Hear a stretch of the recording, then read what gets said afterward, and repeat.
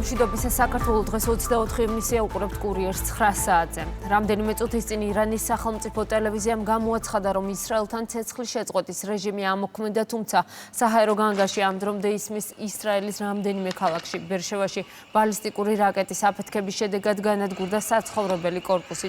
დაღუპულია 4 ადამიანი, კრიტიკულია დაჭრილების მდგომარეობა, ადგილზე სამაშველო ოპერაცია მიმდინარეობს.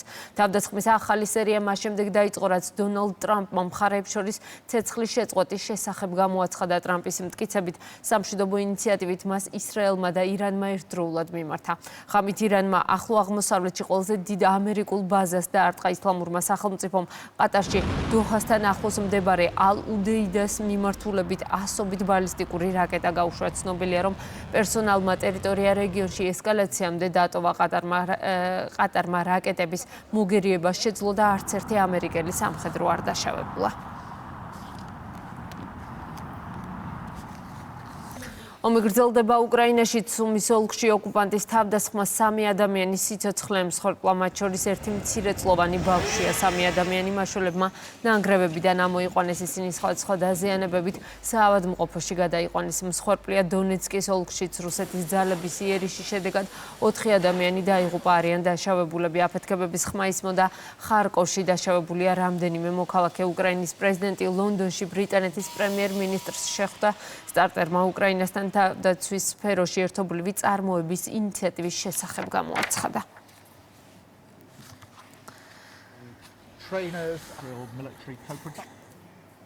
ახლა კი საქართველოს სასამართლო გადაწყვეტილების მოლოდინშია გიორგი ვაშაძე. მოსამართლე გადაწყვეტილებას 10 საათზე გამოაცხადებს. სტრატეგია აღმაშენებლის დამფუძნებელს დროებით საგამოძიებო კომისიის მოთხოვნის შეუსრულებლობას ედავებიან. გიორგი ვაშაძეს აღკვეთის ღონისძიების სახით 50,000 ლარიანი გირაო აქვს შეფარდებული. ბრალდება ჯარიმით ან თავისუფლების აღკვეთით ვადით 1 წლამდე ისჯება.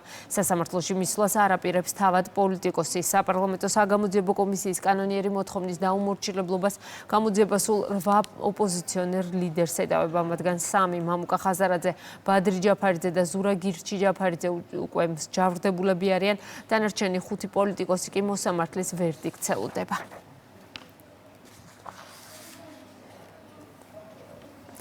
ღამის კურიერის პირდაპირ ეთერში თია წულუკიანი კიდევ ერთხელ გამოეხმაურა ხაზარაძე ჯაფარიძის დაკავების საკითხს. მან განმარტა, რომ ლელოს ლიდერებმა დანაშაული გააზრებულად ჩაიდინეს.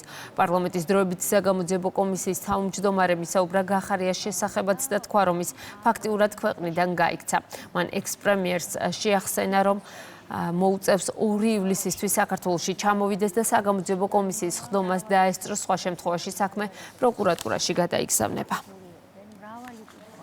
ლელამ აბსოლუტურად გამჭვირვალე პროცესის ფარგლებში მიიღო შეტყობინება სხვადასხვა მეთოდით. ბადრი ჯაფარიძე ოფისში დაიმალა და მამუკა ხაზარაძემ ვითომ ვერ წაიკითხა მიღებული შეტყობინება და ასე შემდეგ, მაგრამ ყველამ დაადასტურა, რომ ჩვენ მისვლას არ ვაპირებთ. ანუ მიიღეს, წაიკითხეს და აბსოლუტურად გააზრებულად ჩაიდინეს დანაშაული. გახარია როგორ უნდა ვიხილოთ საპატიმრო შესვე, არ ვიცი, არავის თვითმიზანი ეს არ არის, მაგრამ ფაქტია, რომ ადამიანი გაიქცა ქვეყნიდან. გაიქცა და მე შეიძლება გაიქცე და გამოიქცე მე, მაგრამ ამ შემთხვევაში გაქცევას გავს ეს, იმიტომ რომ როდესაც ბატონმა გახარიამ წავკისში მის საცხოვრებელ მისამართზე ფაქტობრივ საცხოვრებელ მისამართზე პირადად ჩაიბარა შეტყობინება 16 ივნის, ხელი მოაწერა. მას მინიშნებითაც კი არ უთქვამს, რომ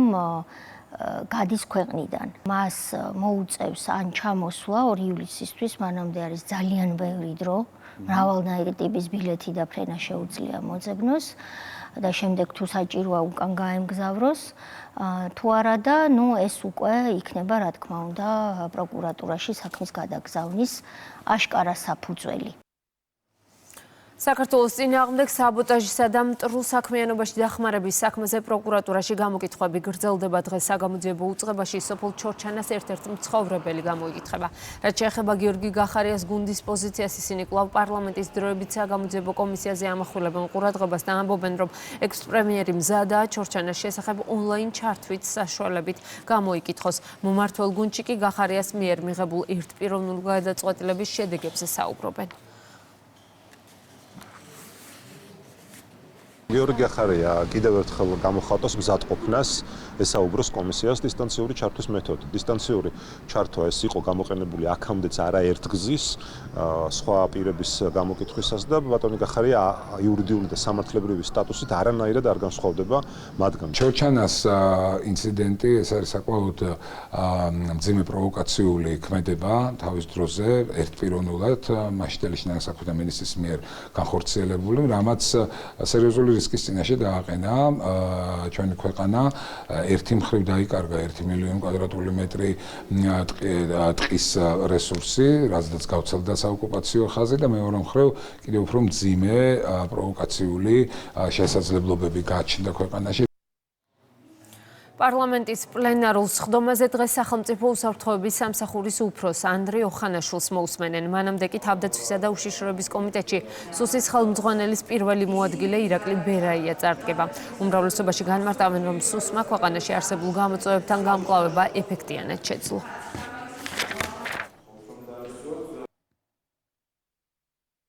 პლენარულ სესიაზე მობრძანდება სახელმწიფო უსაფრთხოების სამსახურის უფროსი ბატონი ანდრე ოხანაშვილი და პარლამენტს წარუდგენს 2024 წლის ანგარიშს. ჩვენ არაერთხელ გვითხოვს, რომ რამდენიმეჯერ იყო რევოლუციის მოწყობის მცდელობა, რამდენიმეჯერ იყო და გარედან ძალიან ბევრი ინსპირირებული პროვოკაციები. ეს სახელმწიფო უსაფრთხოების სამსახურმა ძალიან კარგად შეძლო მისი პრევენცია და თავიდან აცილება. პარლამენტის მიმდებარე ტერიტორიაზე აქციაზე პოეტი ზვიად რატიანი დააკავეს. შინაგან საქმეთა სამინისტროს ინფორმაციით რატიანის სისხლის სამართლის კოდექსის 353 პრიმა მუხლით არის დაკავებული, რაც პოლიციელზე თავდასხმას გულისხმობს.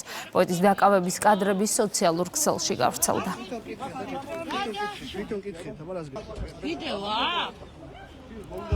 პარლამენტი მიიღებს საკანონმდებლო ცვლილებებს, რომლის მიხედვითაც მიგრაციის მიმართულებით რეგულაციები გამკაცრდება. აღნიშნული შესახებ საპარლამენტო უმრავლესობის ლიდერმა უმრავლესობის ხდომის დასრულების შემდეგ განაცხადა, საქართველოში მყოფი უცხოელებისთვის გამკაცრდება დასაქმების პირობები, ასევე რეგულაციები მკაცრდება საინვესტიციო ნებართვების გაცემის მიმართულებითაც. მიმდინარე კვირაში მესამე მოსმენით მივიღებთ კანონს, სადაც და რომლის მიხედვითაც გამარტივდება საქართველოში არალეგალურად მყოფი პირების გაძევების პროცედურა. ასევე ჩვენ მივიღებთ ცვლილებებს, რომლის მიხედვითაც საქართველოში მყოფი უცხოელებისათვის გამკაცრდება დასაქმების პირობები. დასაქმების უფლებას ამიერიდან გასცემს ჯანდაცვის სამინისტრო მკაცრი პირობების გათვალისწინებით. ეს ერთი მხრივ გაადვილებს ქართველებისათვის დასაქმებას, საქართველოს მოქალაქეებისათვის და მეორე მხრივ ბაზარზე არსებულ გამოწვევებთან დაკავშირებით მოგცემს ზუსტ მონაცემებს. თქვენ მოგეხსენებათ, რომ თუ უცხოეთის მოქალაქე საქართველოში შეიძენს $100,000-ზე მეტი ღირებულების უზრავქონებას, მასზე ერთი წლით გაიცემა შესაბამის დისკრეციით, ოღონდ ყველა ვარიანტში არა, მასზე შესაძლებელია გაიცეს 1 წლის ბინადრობის უფლება. ჩვენ ვზრდით, ცოტათი ვამკაცრებთ საინვესტიციო პირობას და ნაცვლად $100,000-ისა ეს იქნება $150,000 ეკვივალენტი, რომ მეტი ინვესტიცია შემოვიდეს და გამკაცრდეს ეს პირობებით. სიტყვისა და გამოხატვის თავისუფლების შესახებ კანონში ცვლილებები შედის პროექტით უქმდება დღეს მოქმედი ნორმა, რომლის გათვალისწინებით სიტყვის თავისუფლების შეზღუდვისას მტკიცების ტვირთი შეზღუდვის ინიციატორს ეკისრება. კანონპროექტის მიხედვით მტკიცების ტვირთი გადადის ინფორმაციის გამავრცელებელზე. ერთ-ერთი პირველი კანონი ნაცმოძრაობის რეჟიმისა, ამას ეძახოდნენ ეგრეთ წოდებული ბოკერია რამიშვილის კანონს, ეს იყო მტკიცების ტვირთთან დაკავშირებით.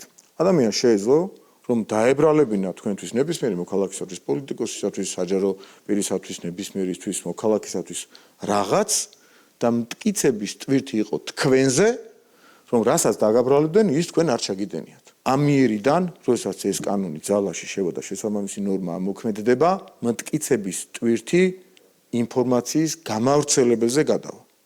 თუ კი ადამიანი იტყვის, რომ მეორე ადამიანმა რაღაც გააფუჭა, ჩაიდინა, დააშავა, მას ექნება ვალდებულება, რომ ამტკიცოს, რომ ნამდვილად ასე მოხდა. არც ერთ ჩვენგანს, არც ერთ თქვენგანს, არც ერთ მოქალაქეს ამ ქვეყნისას აღარ ექნება ვალდებულება, რომ ნებისმიერ სისულელეზე ამტკიცოს, რომ ეს სისულელე მასაც ჩაუდენია. თავმჯდომარე ქვეყნის რანგში საქართველოს საერთაშორისო სავალუტო ფონდის კავკასიის, ცენტრალური აზიისა და მონღოლეთის შესაძლებლობების განვითარების რეგიონული ცენტრის მმართველი კომიტეტის შეხვედრას უმასპინძლა. ღონისძიებაზე შეაჯამეს ცენტრის საქმიანობა და განიხილეს მომავალი წლის სამუშაო პროგრამა. დისკუსიები გაიმართა რეგიონული ვორქშოპებისა და ფინანსური რესურსების საკითხებზე.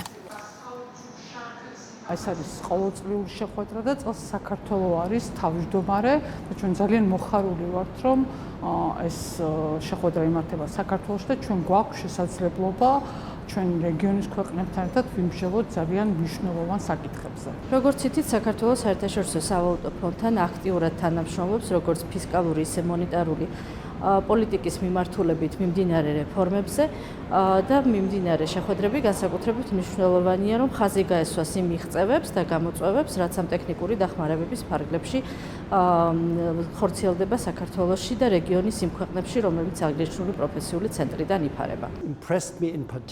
ყველაზე დიდი შთაბეჭდილება მოახდინა საქართველოს მიერ რეგიონში საკუთარი გამოცდილებით აქტიურად გააზიარება. მადლიერი ვართ, რომ საქართველოს სხვა ქვეყნებს უმასპინძლა გამოცდილების გასაზიარებლად და იმის საჩვენებლად, როგორ ახორციელებენ მონეტარული პოლიტიკის გარკვეულ ასპექტებს. ასე რომ დიდი მადლობა ჩვენს ქართველ კოლეგებს. საქართველოს უპირველეს ყოვლისა ამ სახელწოდებით ლიტერატურულ მხატვრული საღამო გაიმართა თბილისში. ღონისძიება, რომლის მიზანი საქართველოს დამოუკიდებლობის აღნიშვნა და დაფასება იყო, ლიმა ბერიძისა და ჩუღურეთის რაიონის გამგეობის თანაორგანიზებით გაიმართა. ლიტერატურულ საღამოზე მიმოიხილეს როგორც საქართველოს ისტორიული წარსული, ასევე ისაუბრეს მიმდინარე მსოფლიო პოლიტიკური მოვლენების ფონზე დამოუკიდებლობისა და მშვიდობის მნიშვნელობაზე. ღონისძიება ანსამბლ რუსთავისა და ქართველი შემსრულებლების გამოსვლით დასრულდა.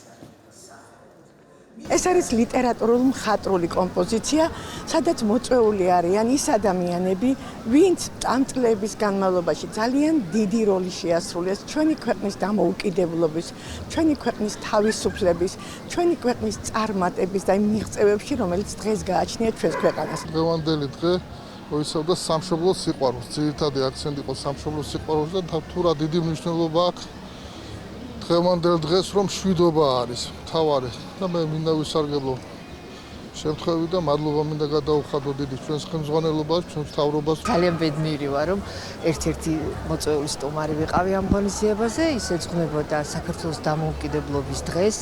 მოგეხსენებათ ეს დღე ჩვენთვის როგორი მნიშვნელოვანია და როდესაც ამას რაიონში ასეთი განსაკუთრებული მნიშვნელობა ენიჭება და რაიონის ძალიან ბევრი წარმომადგენელი უამრავ ცნობად სახესთან და ღირსეულ წარმომადგენელთან ერთად ესწრება, ეს ძალიან ბევრს ნიშნავს ქვეყნისთვის. ასეთი იყო ახალი ამბები ამ დროისთვის. სხვა სიახლეებს შეგიძლიათ გაეცნოთ ჩვენს ვებგვერდზე. მე განახლებული ინფორმაციით დაგიბრუნდებით 10 საათზე.